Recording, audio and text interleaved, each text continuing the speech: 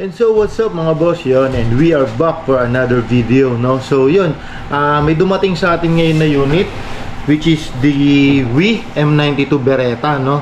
So yun, explore natin siya, i-unbox natin. At the same time, syempre yung tanong ng karamihan, boss, ilang FPS ba yan, no? So yun, picture natin to for this video, no? So yun, maraming salamat sa mga sumusuporta sa atin. Shoutout ko lang yung mga nakasubscribe sa atin, no, sa channel natin, no? So yun, gawin natin is i-unbox natin to and the actual FPS check natin, no? And tignan natin kung ano specs meron siya, no? So yun, simulan natin.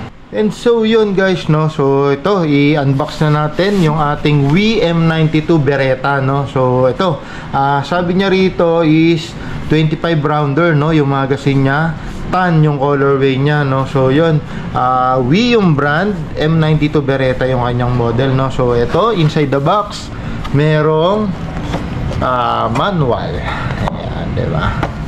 Tapos syempre yung kanyang 25 rounder magazine, no, black magazine, no. So check muna natin, and syempre yung mismong unit, no. So ayan, gawin natin is side natin to dito, and yeah. So yun, all metal siya, no guys, all metal. So nakikita natin all metal siya, tapos rubber coating yung rubber to, yung kanyang grip. So yun, meron siyang rail for attachment, syempre makikita naman natin made in Taiwan, WE brand. Ito yung kanyang shape. So ito yung shape lever nya, tapos tan yung color, no. So napakaganda, no. So yan, may WE na markings dito. So check natin. Yan. So medyo wala, madikit pa. Medyo malagkit pa yung kanyang langis, no. So yung kanyang oil. So syempre yung half up nya, naka half up din to. Half up adjustment, diba? Medyo mangunat pa. Tapos syempre ito yung shape. Matigas pa pag bago talaga si WE, matigas. So yan, shape, no? Yan, makikita nyo, hindi yan naputok. Yan. Tapos yan, shape natin, matigas. Yan yan si WE pagkabago, no guys. So yan. So yun, FPS check natin, full metal unit mga boss, WE brand, made in Taiwan. May rubber peeling or coating dito sa grip. So sarap niyang hawakan, no. Ayan. So, may rail for attachment. Syempre meron siyang front and rear sight. Tapos yung safety niya na ambi, no.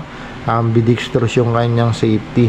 So yun, ito yung kanyang slide, no, yung slide lock, no. Ayan. Check natin, gasan natin, no. So syempre, pag bago yung unit natin, first thing to do is lubricate, no? So alog, we are using Pop Dyno silicone lube for airsoft. So yung ibabaw ng nozzle para tumulo siya dun sa mga parts, no, nandito yon. So yun, mga moving parts.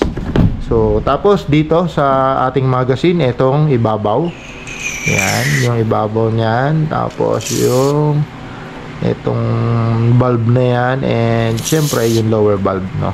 So yun,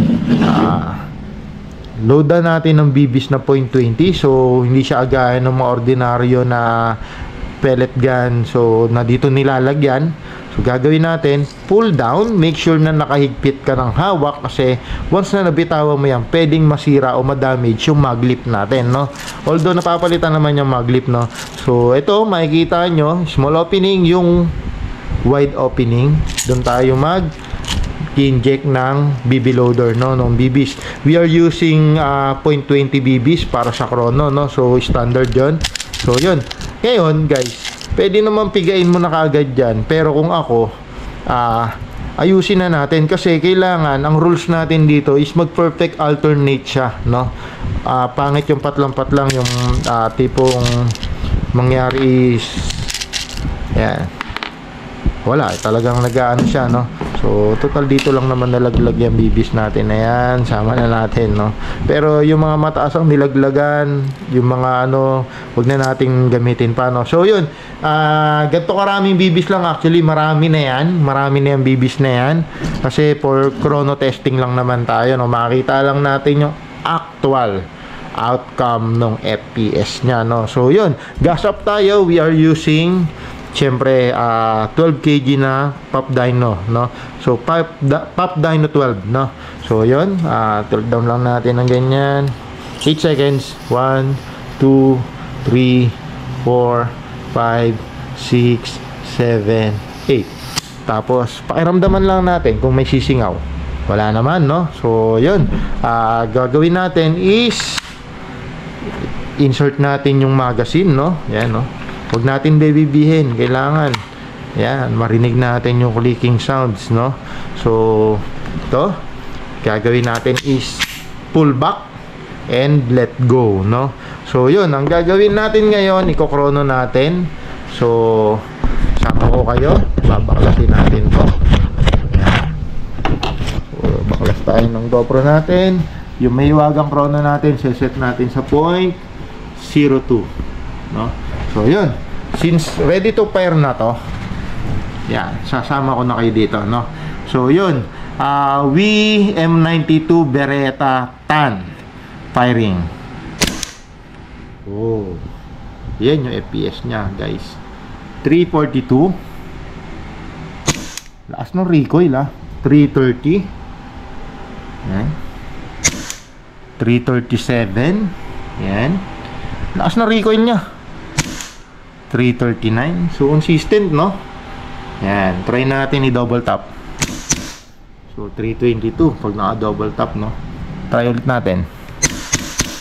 So 330. So consistent siya, no, guys? So busin natin. Grabe naman yung recoil. Hanggang sa huling putok niya is 326 siya, no? So yun, nag-open slide na. So gagawin natin is wait lang, kakabit ko lang muna kayo ulit dito. So yan. O yun, nakabit ko na kayo. Medyo zoom na natin. Nag-open slide.